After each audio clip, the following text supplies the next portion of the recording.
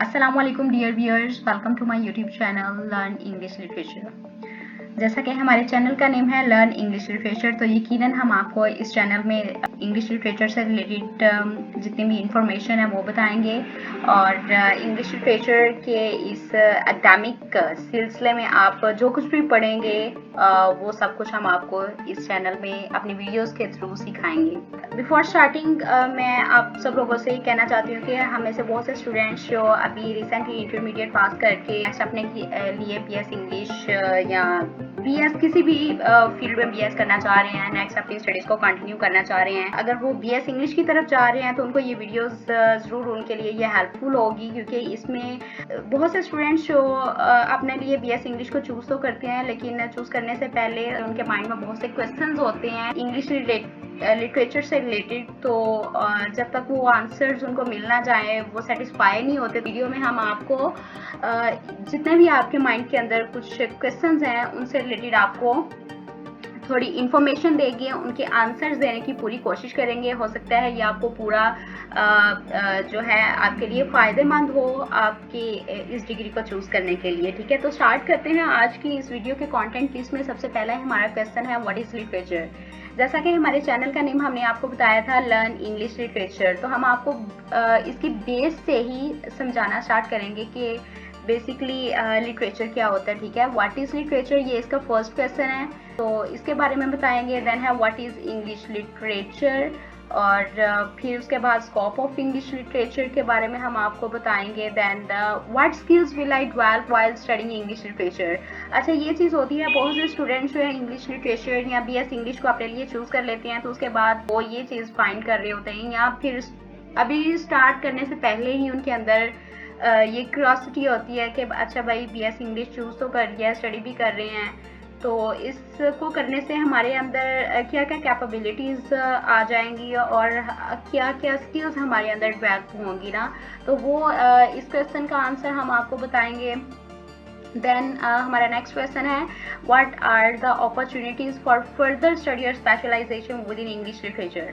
अच्छा, ये चीज़ बड़ी इंपॉर्टेंट है कि कुछ ऐसे स्टूडेंट्स भी हैं जो बीएस इंग्लिश कर लेते हैं और उसके बाद कुछ स्टूडेंट्स जो हैं वो जॉब के लिए अप्लाई करते हैं और मतलब अपनी जो भी उनका अर्निंग सिस्टम है किसी ना किसी तरीके से अपने आप को इस चीज़ में एंगेज कर लेते हैं। लेकिन बहुत से स्टूडेंट्स हैं जो नेक्स्ट फर्दर अपनी स्टडीज़ को कंटिन्यू रखना चाह रहे होते हैं, तो वो भी थोड़ा कंफ्यूज हो रहे होते हैं। अच्छा, बीएस इंग्लिश तो कर लिया है, तो फिर क्या करें, एमफिल करना है, एमफिल किस में करें, स्पेशलाइजेशन इंग्लिश लिंग्विस्टिक्स में होनी चाहिए, इंग्लिश लैंग्वेज में होनी चाहिए, इंग्लिश लिटरेचर में होनी चाहिए, या फिर इंग्लिश लिटरेचर को हम किसी और फील्ड के साथ कनेक्ट करके पढ़ें, क्या होना चाहिए। तो ये चीज़ इसमें भी हम आपको गाइड करेंगे। फिर अच्छा, बीएस इंग्लिश के बाद एमफिल होता है, फिर पीएचडी होती है। ठीक है, तो बहुत से ये क्वेश्चंस होते हैं आपके माइंड में, तो इस क्वेश्चन को इंशाल्लाह पूरी कोशिश करेंगे अच्छे तरीके से आपके साथ शेयर करें। ओके, तो लास्ट क्वेश्चन है हमारा how difficult is an English literature. English literature किस तरह मुश्किल हो सकता है या है, आप इसको महसूस करते हैं। तो इसमें इंशाल्लाह मैं अपना जो पर्सनल एक्सपीरियंस है वो भी आपके साथ शेयर करूंगी कि इंग्लिश लिटरेचर कैसे मुश्किल हो सकता है और मेरे लिए किस किस तरह से ये मुश्किल रहा, और किन स्टूडेंट्स को इंग्लिश लिटरेचर चूज़ करना चाहिए। और अगर आप में से कोई सीनियर मेरी इस वीडियो को देख रहे हैं तो उनसे मेरी रिक्वेस्ट है कि प्लीज़ आप लोग भी इस वीडियो के कमेंट सेक्शन में हमसे ज़रूर शेयर करें कि इंग्लिश लिटरेचर को करते हुए आपने कौन कौन सी डिफ़िकल्टीज़ को फेस किया और किस तरह से इंग्लिश लिटरेचर हमारे लिए जो है मुश्किलात इसमें आ सकती हैं या नहीं आ सकती।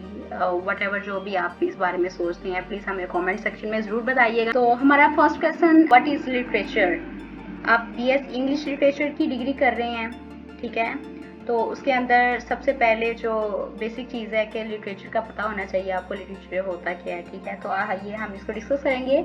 Literature is a body of written imaginative works.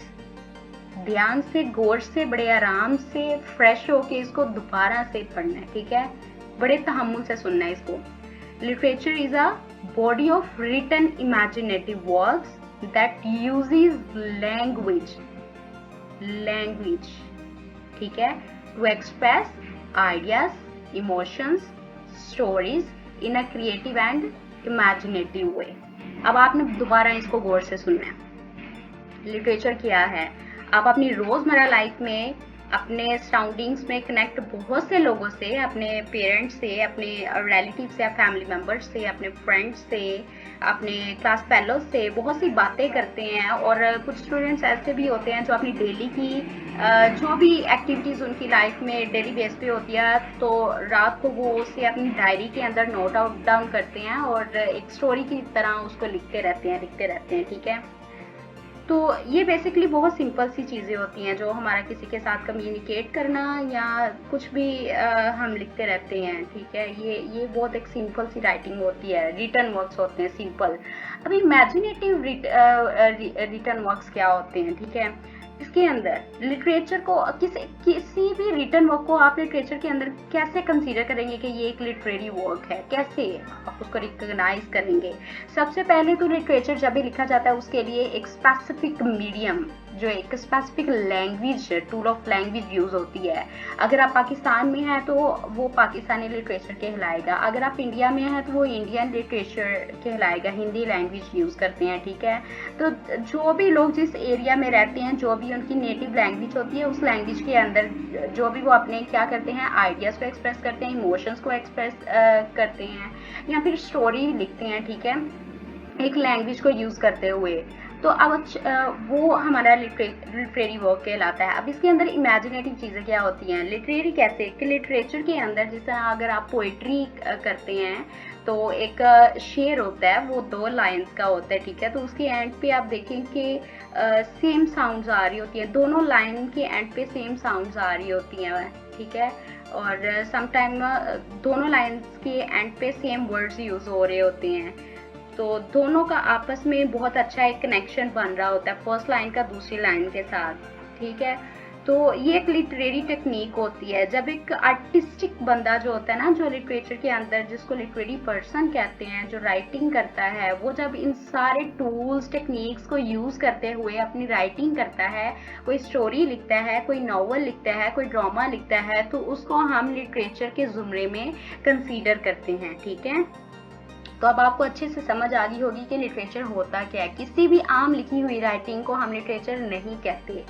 एक बंदा, एक ऐसा पर्सन जो लिटरेचर के सारे रूल्स, उसके प्रिंसिपल्स, उसकी टेक्निक्स को जानता हो और उनको फॉलो करते हुए अपनी राइटिंग करता है, और उसके अंदर कुछ इतनी एक्सेप्शनल चीज़ें जो कभी किसी ने सोची ना हो, बड़ी यूनिक सी चीज़ें अपने के जरिए अपने आइडियाज़ को, इमोशंस को एक्सप्रेस करता है, एक क्रिएटिविटी पैदा करता है, तो उसको हम कहेंगे कि वाकई में ये एक लिटरेरी वर्क है किसी का। नेक्स्ट देखें कि literature must voice the past, reflect the present and guide the future.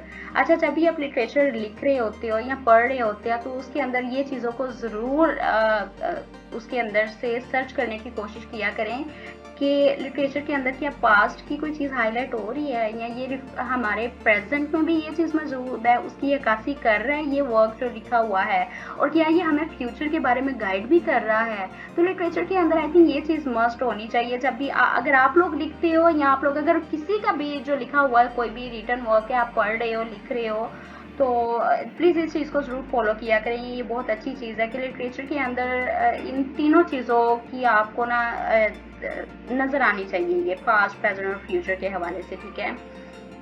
Then last पे क्या है, literature is what people call literature. अच्छा, ये डेफिनेशन बेसिकली मेरे टीचर की है, बहुत ज़बरदस्त है। इसको समझना थोड़ा मुश्किल है, मैं आपको थोड़ा सा एलेबोरेट करने की कोशिश करती हूँ कि literature is what people call literature. जिस तरह आजकल आप लोग देखें कि पहले तो लिटरेचर सिर्फ एक बुक्स की हद तक बाउंड होकर रह गया था, लेकिन आज के दौर में अगर आप देखें तो लिटरेचर जो है, जिस तरह पोइट्री और रील्स वगैरह टिकटॉक या वैसे रील्स वगैरह चलती हैं, तो उसके ऊपर एक पॉपुलर लिटरेचर का बड़ा फेम आ गया हुआ है ना, तो बड़ा वो फेमस हो रहे हैं लोग जो अपनी सोशल मीडिया के थ्रू अपने इस स्किल को, अपने लिटरेचर को शो ऑफ कर रहे हैं, ठीक है। तो बताने का मकसद ये है कि जिस तरह देखें कि एक राइटर ने अगर कोई काम लिखा हुआ वो मुझे पसंद है तो हो सकता है आपको ना पसंद हो, या जो राइटर आपको पसंद है वो मुझे ना पसंद हो। तो जिस तरह हमारी सोसाइटी में अब करंट एज में देखें तो बहुत से राइटर्स हैं जो सोशल मीडिया पर आकर अपनी राइटिंग करती हैं और रील्स और टिकटॉक्स के जरिए इस तरह उनकी वो ये पोइट्री की लाइन्स आ रही होती हैं और हम लोग पढ़ रहे होते हैं। कुछ लोग उस चीज़ से एग्री करते हैं, कुछ लोग नहीं एग्री करते, कुछ लोगों को उसकी पोइट्री वो पसंद आती है और कुछ को नहीं पसंद आती है। और बहुत से राइटर्स ऐसे हैं जो अगर हम देखें तो पुराने ज़माने के जो राइटर्स थे उनकी निस्बत अभी वो कुछ भी नहीं है, लेकिन फिर भी उनको इतना ज़्यादा फेम मिल गया हुआ है, इतनी पॉपुलैरिटी उनको मिल गई है। तो जिस तरह फिर वो ये इस डेफिनेशन का मतलब ये है, literature is what people call literature, यानी जो लोगों को ज़्यादा अट्रैक्ट करता है, जिसको लोग कहते हैं कि अच्छा ये वाकई लिटरेचर है, लोग पसंद करते हैं और उसको अपनी प्रेजेंट लाइफ के साथ अटैच करते हैं कि अच्छा जी ये लिटरेचर है और हाँ बिल्कुल ऐसा ही होता है, ये हमारी लाइफ से मतलब बात मिलती जुलती है। तो वो उसको भी हम कह सकते हैं कि ये अच्छा ये चीज़ ये लिटरेचर है और वो पॉपुलर लिटरेचर में उसको कंसीडर किया जाता है। ठीक है, होपफुली आपको ये फर्स्ट क्वेश्चन की समझ आ गई होगी। देन हम बढ़ते हैं अपने नेक्स्ट क्वेश्चन की तरफ। What is English literature. अच्छा, लिटरेचर की तो समझ आ गई आपको, फिर इंग्लिश लिटरेचर क्या होते हैं। सबसे पहले एक चीज़ कि हम में से बहुत से लोग इस चीज़ को मिसअंडरस्टूड करते हैं कि अच्छा जी अब इंग्लिश की तो बहुत ज़्यादा डिमांड है। हम लोग सोच रहे होते हैं ना जब इंटरमीडिएट पास कर लेते हैं तो सोच रहे होते हैं कि इंग्लिश लैंग्वेज की तो बहुत ज़्यादा डिमांड है हर लैंग्वेज में, तो हम ऐसा करते हैं बीएस इंग्लिश कर लेते हैं तो हमारी इंग्लिश काफ़ी हद तक इम्प्रूव हो जाएगी। और हम लोग ये सोच रहे होते हैं कि बीएस इंग्लिश चूज़ करेंगे तो इसमें हमारी कम्युनिकेशन स्किल्स के ऊपर ज़्यादा से ज़्यादा काम किया जाएगा, हमें लेक्चर्स मिलेंगे, हम बिल्कुल अंग्रेज़ों की तरह पर इंग्लिश बोलना शुरू हो जाएंगे। तो आई एम सॉरी, आपकी गलत फहमी है। बीएस इंग्लिश में आप बीएस इंग्लिश लिटरेचर पढ़ते हो, उससे रिलेटेड सब्जेक्ट्स पढ़ते हो, आप पोइट्री पढ़ते हो, ड्रामा पढ़ते हो, नॉवेल्स पढ़ते हो, प्रोज पढ़ते हो, फिक्शन पढ़ते हो, नॉन फिक्शन चीज़ें पढ़ते हो। आप देखते हैं व्हाट इज़ इंग्लिश लिटरेचर। अच्छा, लिटरेचर जो है हर कंट्री का होता है। जो पर्सन जिस कंट्री का रहने वाला होता है तो वो अपनी उसी लैंग्वेज को यूज़ करते हुए लिटरेचर लिखता है। ठीक है, तो इंग्लिश लिटरेचर, इंग्लिश लैंग्वेज किस कंट्री की है। इंग्लिश, अब आप लोग सोच रहे होंगे इंग्लिश तो इंग्लैंड में बोली जाती है, एक कनाडा में भी बोली जाती है, एक अमेरिका में भी बोली जाती है, एक ऑस्ट्रेलिया में भी बोली जाती है। लेकिन हम जो इंग्लिश लिटरेचर पढ़ते हैं ये हम इंग्लैंड का पढ़ते हैं, जो ब्रिटिश इंग्लिश है। ठीक है, हम उसका लिटरेचर पढ़ते हैं। लेकिन जब ये हम डिग्री कर रहे होते हैं तो इसमें हमें जो हमारी बेस होती है, जो पूरा का पूरा हमारा ये जो डिग्री होती है 4 साल की, ये हमें इंग्लिश लिटरेचर के ज़्यादा राइटर्स को पढ़ाया जाता है। लेकिन इसके अंदर किसी एक सेमेस्टर के अंदर हमें थोड़ा सा अमेरिकन लिटरेचर के बारे में भी पढ़ाया जाता है, रशियन लिटरेचर भी पढ़ाया जाता है, पाकिस्तानी लिटरेचर पढ़ाया जाता है, ग्रीक लिटरेचर पढ़ाया जाता है और वर्ल्ड लिटरेचर भी पढ़ाया जाता है। English literature refers to written works, वही रिटन वर्क्स। ठीक है, इसमें होता है इंक्लूडिंग, इसके अंदर क्या क्या होता है जी, पोइट्री होती है, प्रोज होती है और क्या है जी, ड्रामा। ठीक है, और produced in the English language, ये चीज़ आपने फोकस करनी है। ठीक है, लास्ट में हमने जो डेफिनेशन क्या लिटरेचर की पढ़ी थी, that uses language to express ideas. ठीक है, लिटरेचर क्या होता है, a body of written imaginative works होता है, uses language to express ideas. तो इंग्लिश लिटरेचर में क्या है कि इंग्लिश लैंग्वेज को यूज़ करते हैं, जो इंग्लिश लैंग्वेज के जरिए जो लिटरेचर प्रोड्यूस होता है ना, जो इंग्लिश में पोइट्री, प्रोज और ड्रामा होते हैं, उसको हम कहते हैं English literature. It encompasses a wide range of genres and styles from various periods, reflecting the cultural and social context of its time. अच्छा, इसमें क्या होता है, इसके अंदर आप वाइड रेंज ऑफ जॉनर्स पढ़ते हैं। जॉनर्स क्या होते हैं, इसके ऊपर हम एक लेंथी वीडियो बनाएंगे और आपको बताएंगे। जॉनर्स बेसिकली ये होते हैं कि सबसे एक लैंग्वेज होती है, उससे आप जो भी रिटर्न वर्क करते हो वो लिटरेचर होता है। फिर लिटरेचर की क्लासिफिकेशन होती है, यानी कि कुछ लोग पोइट होते हैं, कुछ लोग स्टोरी टेलर होते हैं, कुछ लोग ड्रामा राइटर होते हैं, है ना। तो ये हमारी डिफरेंट जॉनराज होते हैं। कुछ लोग पोइट्री पे काम करते हैं, ये प्रोज होती है, ड्रामा। ठीक है, ये सारी चीज़ें जो होती हैं ना, ये इसके जॉनराज होते हैं। और क्या होता है जी, and styles from various periods, और इसके टाइम पीरियड होते हैं। अच्छा, इंग्लिश लैंग्वेज की और लिटरेचर की जो हिस्ट्री है ना, तो ऑलमोस्ट 670 670 के राउंड अबाउट, ठीक है। इसकी स्टार्ट होती है 670 सेंचुरी से, इसकी हिस्ट्री स्टार्ट होती है इंग्लिश लिटरेचर की, कि इस ज़माने में कुछ राइटर्स थे जिन्होंने लिखा, और जो टाइम पीरियड है सेंचुरीज हैं उनको डिवाइड कर दिया जाता है कि फ्लां सेंचुरी के अंदर लाइक 1600 टू 16 से ले लें आप, ठीक है, 16 से 70 इस टाइम, ये सपोज हम फर्ज कर रहे हैं, ठीक है, इस टाइम पीरियड के अंदर जो भी लिटरेचर लिखा गया, ठीक है, इस टाइम पीरियड के अंदर जो भी लिटरेचर लिखा गया, वो उस टाइम पीरियड में जो बादशाह था, जिसकी हुकूमत थी, या जो भी बड़े बड़े राइटर्स थे, उन्होंने क्या लिखा, क्या हुआ, वहाँ का कल्चरल जो था, कल्चर किस चीज़ को रिफ्लेक्ट करता है, सोशल कॉन्टेक्स्ट कैसा था वहाँ के लोगों का, वहाँ क्या सराउंडिंग में चल रहा था, और लोगों का रहन सहन कैसा था, हर चीज़ को लेकर राइटर जिस तरह वो स्टोरी बना के नॉवल या ड्रामा या कुछ भी लिखते थे, ये सपोज मैंने आपको ये आप बताया है, लेकिन ये एक्चुअल फिगर्स नहीं है। इस तरह अब आप देखें, अब जो 21st सेंचुरी चल रही है, ठीक है, तो 21st सेंचुरी से पहले इसकी जो इंग्लिश लिटरेचर की जो इब्तदा हुई है, बिगनिंग हुई है, वो 1670 से स्टार्ट हुआ है ये लिटरेचर, ठीक है। और इस आप इमेजिन करें कि अभी पाकिस्तान इंडिया तो 1947 में इनकी सेपरेशन हुई है, और उर्दू लिटरेचर की हिस्ट्री इतनी पुरानी नहीं है जितनी इंग्लिश लिटरेचर की हिस्ट्री पुरानी है। तो इसके इतने ज़्यादा टाइम पीरियड है, और हर टाइम पीरियड के अंदर बहुत से राइटर्स ने बहुत सा जो वर्क है वो प्रोड्यूस किया है, जिसको हम इंशाल्लाह अपनी नेक्स्ट वीडियोस में आपके साथ शेयर करेंगे और पढ़ेंगे भी, ठीक है। तो होपफुली इंग्लिश लिटरेचर की आपको समझ आ गई, और नेक्स्ट बढ़ते हैं स्कोप ऑफ इंग्लिश लिटरेचर।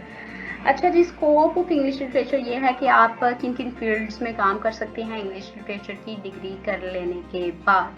तो सबसे पहला हमारा जो एक सेक्टर है वो है एजुकेशन का। एजुकेशन डिपार्टमेंट में आप एज अ स्कूल टीचर काम कर सकते हैं, आप कॉलेज और यूनिवर्सिटी लेक्चरर के तौर पे काम कर सकते हैं, करिकुलम डिज़ाइनर आप बन सकते हैं, एजुकेशनल कंटेंट डेवलपर बन सकते हैं। स्कूल टीचर की डिमांड आप यकीन नहीं कर सकते, ऐसे कंट्रीज जिनके अंदर इंग्लिश लैंग्वेज नहीं बोली जाती, बिल्कुल भी नहीं बोली जाती, जिस तरह कि चाइना है। अगर हम पाकिस्तान देखें तो पाकिस्तान में सेकेंड लैंग्वेज इंग्लिश है, और हमारे इवन पेरेंट्स भी इंग्लिश को अच्छी तरह से समझ लेते हैं, ठीक है। लेकिन चाइना एक ऐसा कंट्री है जिसके अंदर इंग्लिश लैंग्वेज की बहुत ज़्यादा डिमांड है, ठीक है। तो इंग्लिश टीचर की वहाँ बहुत ज़्यादा वैल्यू है। मीडिया एंड कम्युनिकेशन, इस फील्ड के अंदर इंग्लिश लिटरेचर का बहुत ज़्यादा स्कोप है। पहले क्या है जी, जर्नलिस्ट, आप जर्नलिस्ट बन सकते हो। इसमें क्या है, प्रिंट और ब्रॉडकास्ट। एग्जैक्टली आप जर्नलिस्ट के अंदर आप जब जाते हैं ना किसी न्यूज़ एजेंसी के अंदर, तो उसके अंदर आप फ्रंट पे बैठ के आप न्यूज़ एंकर की तरह, आपकी कम्युनिकेशन बहुत अच्छी होनी चाहिए ना, तो न्यूज़ एंकर के तौर पर आप काम कर सकते हैं। आप वहाँ पे जो एडिटर होते हैं वो काम कर सकते हैं। फिर आप अपना उनका कंटेंट, यानी कि डेली बेसिस पे आपको कोई भी टॉपिक या थीम दिया जाता है, वो कंटेंट उसके ऊपर आपने राइटिंग करनी होती है, और ये कंटेंट राइटर वाला काम आप अपने बिहाफ पे भी कर सकते हैं। ये चीज़ बहुत अच्छी है इसके अंदर कि जब आपके पास इंग्लिश लिटरेचर की डिग्री हो, आपको सोशल मीडिया की अच्छी खासी अवेयरनेस हो, तो आप घर बैठे खुद के तौर पे कंटेंट राइटर का काम कर सकते हैं। आपको किसी स्पेसिफिक वो एक इंस्टीट्यूट के अंडर काम करने की ज़रूरत नहीं पड़ती है। आप as a marketer, content marketer भी काम कर सकते हैं।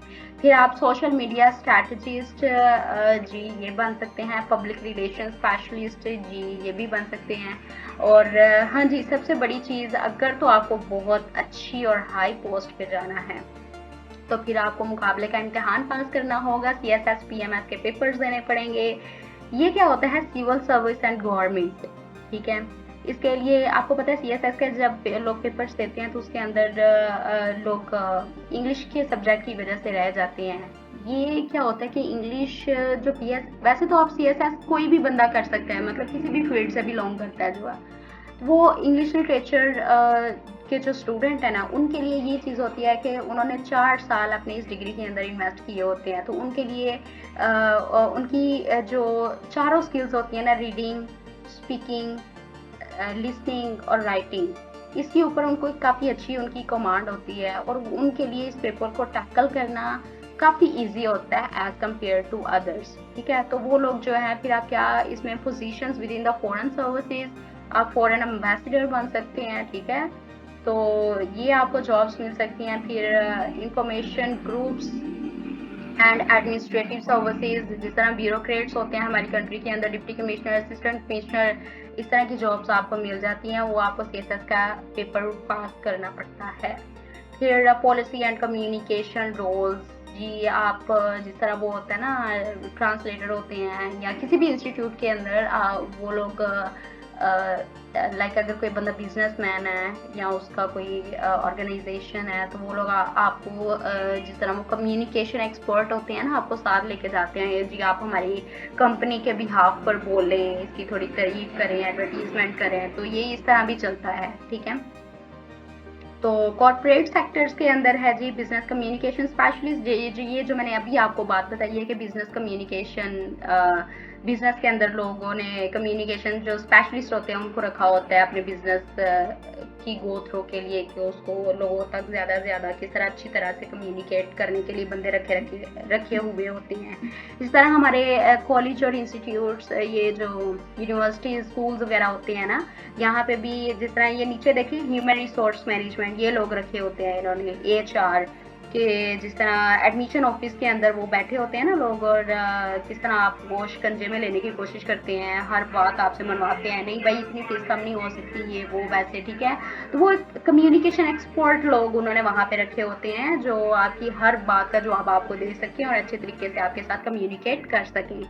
Training and development, technical writer आप बन सकते हैं। फिर है जी क्रिएटिव इंडस्ट्री, क्रिएटिव इंडस्ट्री के अंदर क्या होता है, आप स्क्रिप्ट राइटर बन सकते हैं, जिस तरह ये आजकल ड्रामास वगैरह लिखे जाते हैं, तो मूवीज लिखी जाती हैं, तो उनकी स्क्रिप्ट आप लिख सकते हैं।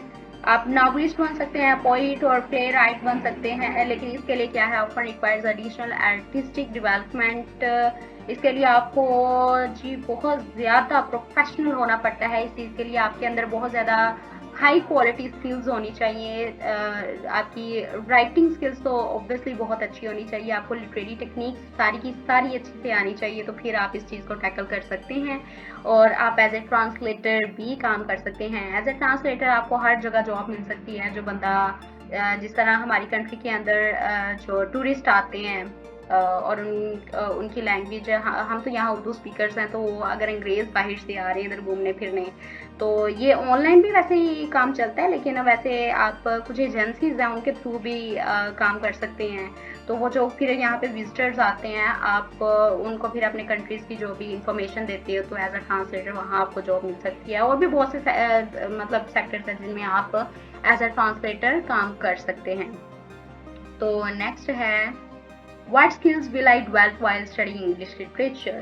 Very good. अच्छा जी, जब आप इंग्लिश लिटरेचर पढ़ रहे होते हैं तो आपके अंदर कौन सी स्किल्स डेवलप होती हैं? The first one is critical thinking and analysis. अच्छा, जब आप एक नावल के अंदर भी एक स्टोरी होती है, ठीक है, ड्रामा पढ़ते हैं वो भी एक स्टोरी होती है उसके अंदर, तो जब आप पढ़ रहे होते हैं तो आप जो करेक्टर्स होते हैं उसके अंदर आप ना कुछ चीज़ें ऐसी होती हैं, अगर तो आप वाकई लिटरेचर में इंटरेस्ट रखते हैं तो आपके अंदर ना क्यूरियोसिटी पैदा हो जाती है।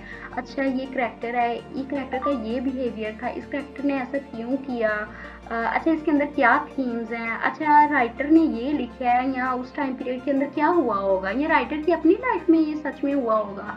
हमारे माइंड में बहुत से क्वेश्चंस आ रहे होते हैं और हम ना क्रिटिकल थिंकिंग, हमारा माइंड सोचने पर मजबूर हो जाता है और चीज़ों को ज़्यादा एनालाइज करने की कोशिश करता है, ठीक है। आप खुद ही इस चीज़ को वैल्यूएट करेंगे जब आप स्टडी कर रहे होंगे, ठीक है। फिर क्या है जी, effective writing and communication.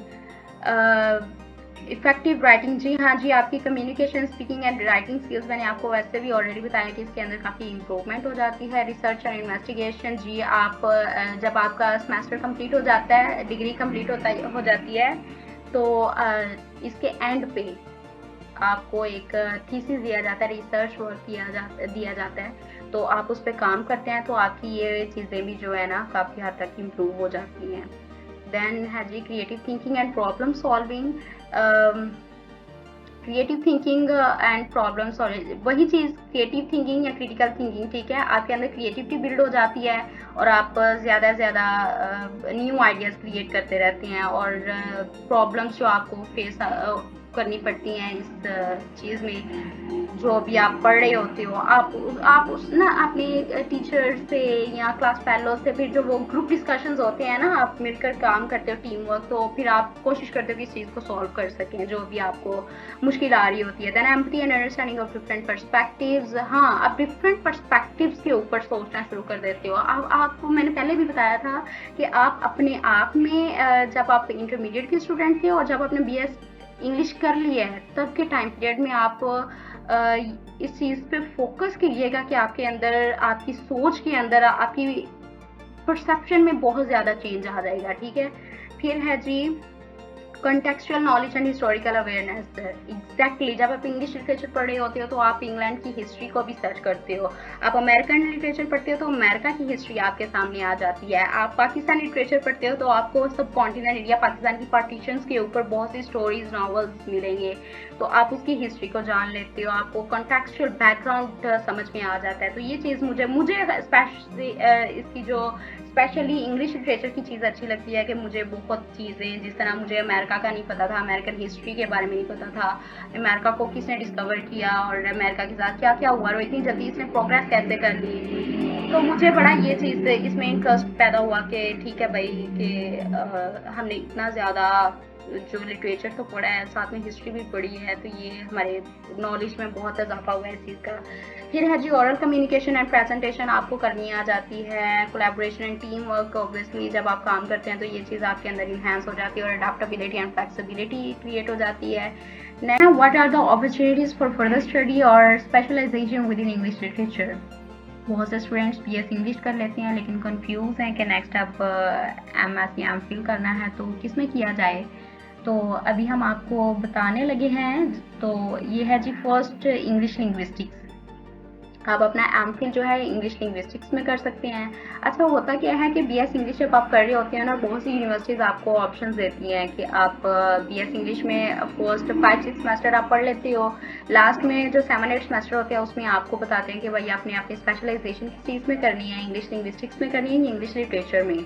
English literature के बारे में तो हम आपको बता चुके हैं, लेकिन इंग्लिश लिंग्विस्टिक्स के बारे में थोड़ा सा मैं आपको बता दूं कि ये होती है scientific study of English language, यानी कि इंग्लिश लैंग्वेज जब आप बोल रहे होते हो, जो उसकी साउंड्स हैं वो किस तरह से प्रोड्यूस होती हैं, वो हमारे मुंह के किस किस बॉडी पार्ट के अंदर से हमारी आवाज़ टच होके निकलती है। अगर हम यहाँ पे मैं आपको एक एग्जांपल दूँ तो हम ब साउंड यूज़ करते हैं, तो ब साउंड आप गौर करें कि हमारे दोनों लिप्स जो हैं जब ये आपस में अटैच होते हैं तो बा प पी और बी दोनों की साउंड्स निकलती है। तो इस तरह की स्टडी आपको करवाई जाती है इसमें, ठीक है, इंग्लिश लिंग्विस्टिक्स में।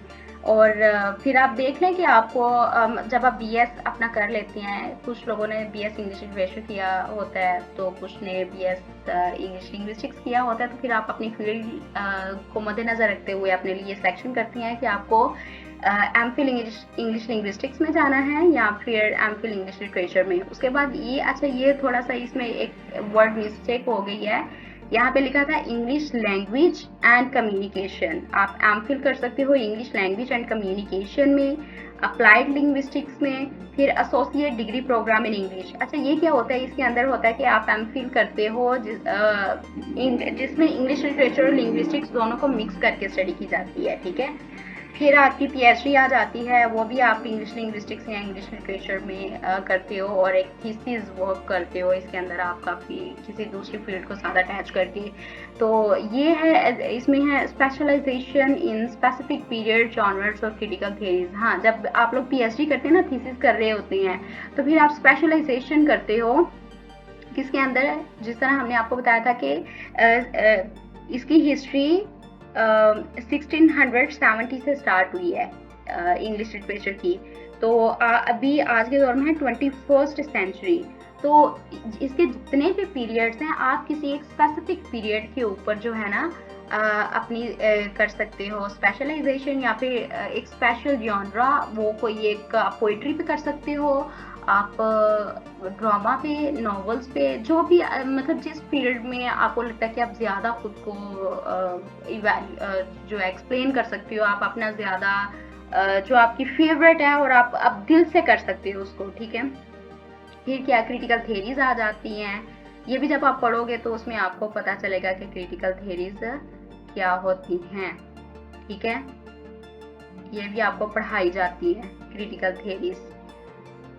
उसके बाद है जी interdisciplinary studies combining literature with other fields. जैसा कि मैंने आपको कहा था कि आप अपनी फील्ड को, इंग्लिश लिटरेचर को किसी दूसरी फील्ड के साथ कंबाइन करके भी अपनी स्पेशलाइजेशन कर सकते हो। और उनके अंदर क्या होता है, कल्चरल स्टडीज। आप जो इंग्लिश लिटरेचर करती हो ना, उसके अंदर हर राइटर की अपनी एक स्पेसिफिकेशन होती है। कोई कल्चर के बैकग्राउंड्स को लेके कर रहा होता है, कोई रिलीजन को लेके कर रहा होता है, कोई जेंडर स्टडीज होती है कि जिस तरह हमारे यहाँ मेल फीमेल वुमेन राइट्स के ऊपर लिखते हैं कुछ लोग, है ना, जो राइटर्स हैं। तो इस तरह आप अपने इंग्लिश लिटरेचर को इनसे रिलेट करके पढ़ सकते हो। और एंड पे क्या है, और डिजिटल ह्यूमैनिटीज, जी हाँ, इन सब को लेकर, या साइंस को भी आप अटैच करके उन टॉपिक्स पे भी लिख सकते हैं, उन फील्ड्स को भी लिटरेचर के साथ मर्ज करके, कनेक्ट करके कर सकते हो। और ये एक पीएचडी एक लास्ट होती है, ठीक है। तो इसके अंदर फिर आप कुछ यूनिक करके जब दिखाते हैं ना, फिर आपको PhD holder, philosophy of doctorate consider किया जाता है। तो बड़ी बहुत बड़ी डिग्री होती है वैसे तो। डिफिकल्टीज भी बहुत सी होती हैं, ऑब्वियसली पीएचडी करना कोई आसान बात नहीं होती। तो होपफुली आपको समझ आ गई होगी। नेक्स्ट है जी हमारा last question, how difficult is an English literature. अगर मैं पर्सनली अपने तौर पे बताऊं तो मेरी तो सबसे बड़ी यही थी कि जो मैंने भी आपकी तरह मिसअंडरस्टैंड किया इस चीज़ को कि इंग्लिश, बीएस इंग्लिश की डिग्री करूंगी तो हो सकता है इंग्लिश लैंग्वेज मेरी काफ़ी हद तक इम्प्रूव हो जाए। तो जैसा कि आप देखें कि हमारा जो सेमेस्टर सिस्टम चलता है ना, तो इसमें 6 मंथ का सेमेस्टर कहाँ तक जाता है कि होता है, लेकिन मैक्सिमम 3.5 मंथ आप इसके अंदर पढ़ते हो। और आपको, आपके पास maximum 5 to 6 subjects, must 6 subjects जो होते हैं ना आपके स्टार्टिंग पे, जो 6-7 तक सब्जेक्ट्स होते हैं स्टार्ट के जो सेमेस्टर्स होते हैं ना, क्योंकि उसमें आपको माइनर सब्जेक्ट्स भी पढ़ाए जाते हैं जिसमें इस्लामियात, मुतालिया और जो इंग्लिश ग्रामर से रिलेटेड चीज़ें आपको करवाई जाती हैं। Philosophy, psychology as a minor subject के तौर पर आपको पढ़ाई जाती हैं। तो मेरे लिए जो डिफ़िकल्ट चीज़ थी कि स्टार्टिंग पे बहुत डिफ़िकल्ट चीज़ लगी, क्योंकि मैं बिल्कुल सोच के ये नहीं गई थी कि यहाँ मुझे इतनी ज़्यादा जो है ये चीज़ें पढ़नी पड़ेंगी। और कोई आइडिया नहीं था क्या नॉवेल्स, ड्रामाज, ये चीज़ें क्या होती हैं। तो उर्दू में तो कुछ पता था, लेकिन इंग्लिश का बिल्कुल आइडिया नहीं था इस चीज़ का। लेकिन आहिस्ता आहिस्ता जब पता चला, अच्छा इसके अंदर ये चीज़ होती है। और मेरी इसके अंदर सबसे फेवरेट चीज़ कि जब मैं कोई भी चीज़ पढ़ती थी तो उसके बैकग्राउंड में जाके पढ़ती थी, और उसकी हिस्ट्री को जब मैं आइडेंटिफाई करती थी तो मुझे बहुत मज़ा आता था उस चीज़ को पढ़ने का। तो मेरा पर्सनल एक्सपीरियंस बहुत अच्छा रहा। स्टार्टिंग में मुझे थोड़ा सा बोर फील हुआ, लेकिन जब इंटरेस्ट डेवलप हो जाता है तो मेरे लिए तो ये बहुत ज़बरदस्त चीज़ थी, बहुत ही अमेजिंग रहा मेरे लिए ये बीएस इंग्लिश का जो भी टाइम पीरियड था। मेरा माइंडसेट बहुत हद तक चेंज हो गया। हाँ, मैं किताबी कीड़ा बिल्कुल भी नहीं थी और अब भी नहीं हूँ। इतनी ज़्यादा बुक्स पढ़ना मुझे पसंद नहीं है, लेकिन लिटरेचर को पढ़ना, समझना, आप कम पढ़ो, बहुत कम पढ़ो, लेकिन जो भी पढ़ो उसको बहुत अच्छे से पढ़ो। ये चीज़ मैं हमेशा से कहती हूँ और मुझे ये चीज़ बहुत अच्छी लगी। और आपको, या बाकी मैंने आपको पहले भी कहा था कि इस क्वेश्चन से रिलेटेड आपको क्या लगता है, आप ये चीज़ ज़रूर सोचते होंगे कि इंग्लिश लिटरेचर कर रहे हैं, ओ माय गॉड, बहुत क्या राइटर्स होंगे, क्या अजीब इंग्लिश में पढ़ना पड़ेगा, सारा इंग्लिश में सारे पेपर करने पड़ेंगे और इतनी ज़्यादा बुक्स पढ़नी पड़ेंगी। ये क्वेश्चन आपके माइंड में भी आते होंगे ना। तो आप कैसे समझते हैं कि इंग्लिश लिटरेचर कैसे रहा, आपके लिए कैसे डिफिकल्ट है। और बाकी जो सीनियर्स हैं, प्लीज़ मैं उनसे भी रिक्वेस्ट करूंगी कि आप लोग प्लीज़ कमेंट सेक्शन में मुझे ज़रूर बताएं कि कैसे इंग्लिश लिटरेचर आपको डिफ़िकल्ट लगा या नहीं लगा, या क्या आपके ओपिनियंस थे इसको लेके। तो thank you so much. I hope कि मैंने अपनी तरफ से पूरी कोशिश की है आपको इस वीडियो में सारी चीज़ें अच्छे से एलाबोरेट कर सकूं। तो इंशाल्लाह आपको समझ आई होगी। तो अगर आपको वीडियो पसंद आई तो प्लीज़ इस वीडियो को लाइक ज़रूर करें। कोई क्वेश्चन हो तो कमेंट सेक्शन में प्लीज़ ज़रूर बताएं और हमारे इस चैनल को सब्सक्राइब कर दें अगर आप मज़ीद इस तरह की वीडियोस चाहते हैं। तो इंशाल्लाह मिलते हैं नेक्स्ट वीडियो में। टिल देन अल्लाह हाफ़िज़।